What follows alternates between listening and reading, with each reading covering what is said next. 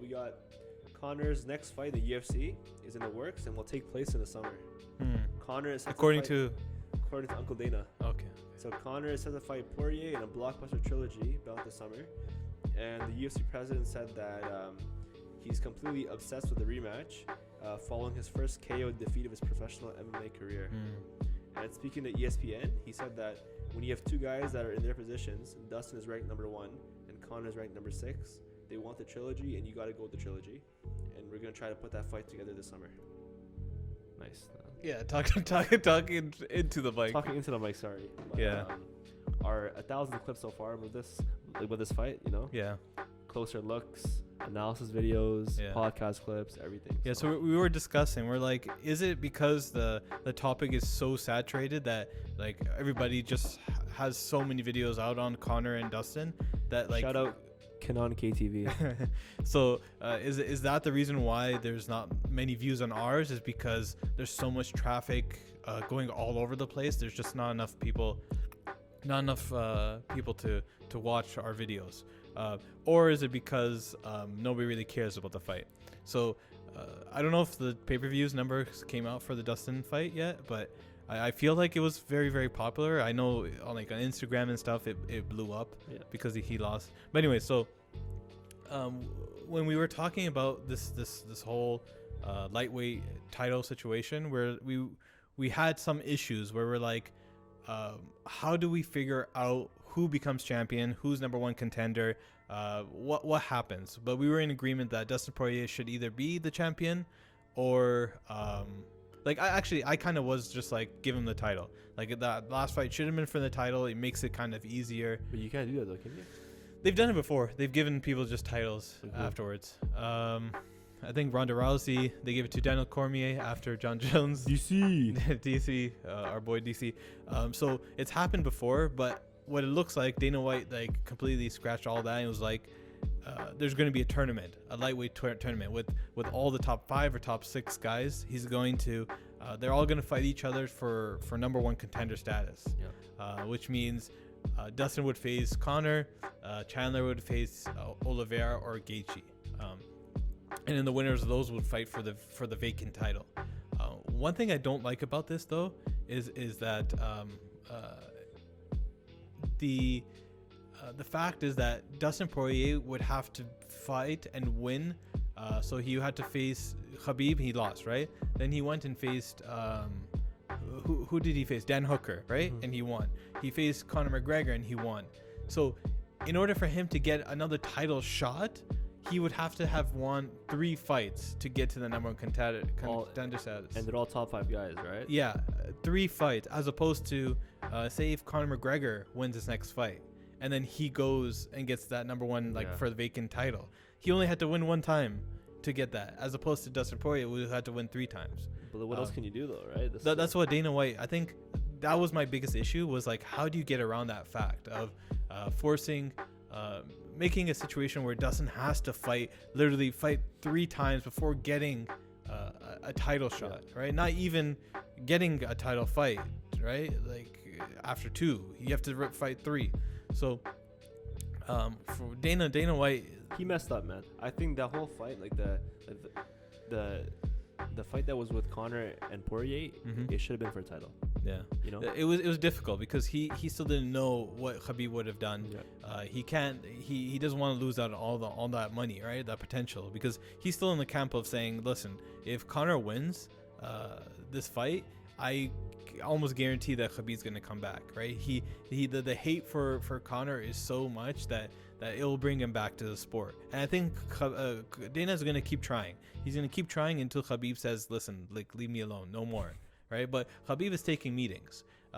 One thing that doesn't really get spoken about is when they say that he's taking meetings with Dana, Khabib's also talking about other stuff, right? Two big things is EFC, which is his new promotion in Russia, making it like a feeder league and helping put it on UFC Fight Pass. But he's also talking about like his guys, right? Umair, he's talking about Islam, he's talking about Zubair, right? He's talking about all these guys. So the only reason why he's meeting is not like I just want like if anybody that's watching this video, I'm confident that the only reason why he's the reason why he's meeting with Dana is not just because he was talking about potential fights with GSP and stuff like that. There's much more to it. That's what you think, but if you watch that one series, Looking for a Fight, right? Yeah. What they had in the week before, like the Conor fight, right? Yeah. Who was he talking to? Khabib was talking to, I think, Dean Thomas, right? Yeah. Dean Thomas and Matt Serra, right? Yeah. And then thing too, and they're talking, and then it seems pretty obvious that like he's gonna come back. I just don't think it's gonna happen this year. I think most likely it's gonna be probably next year. That's my thing. So like when he talks to this guy, he's talking about EFC, of course, right? But of course, the main point of these the main point of these meetings is for the main party. Yeah. Main party. Yeah. The main party. The main point of this of these meetings is for the Khabib rematch, right? So no, I don't know. I think so. I don't know. I think Dana White is going to meet with Khabib regardless, because he knows whatever Khabib's involved with and the UFC is involved with together is going to make money and is positive for whatever cause that they want it for, right? So if he's meeting for Islam, that really helps out the Islam situation, because now they're tied together. He can be his cornerman again and have that dynamic. If it's about EFC, that's another promotion that can be on UFC Fight Pass, and people will buy to watch the EFC. So I think their conversations is much deeper than just you want to fight, yes or no. And I don't blame Dana, right? Because he's if you think about it objectively, it's the biggest fight ever in UFC history, Conor versus Khabib.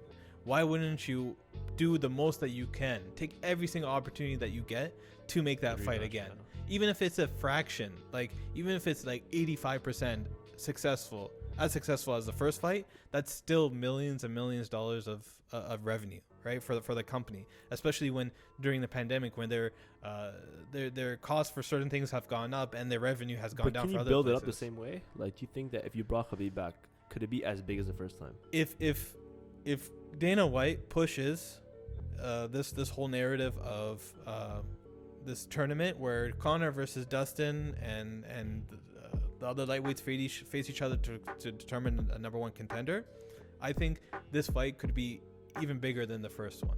So imagine Conor wins the fight, and now he's in a number one contender spot, right?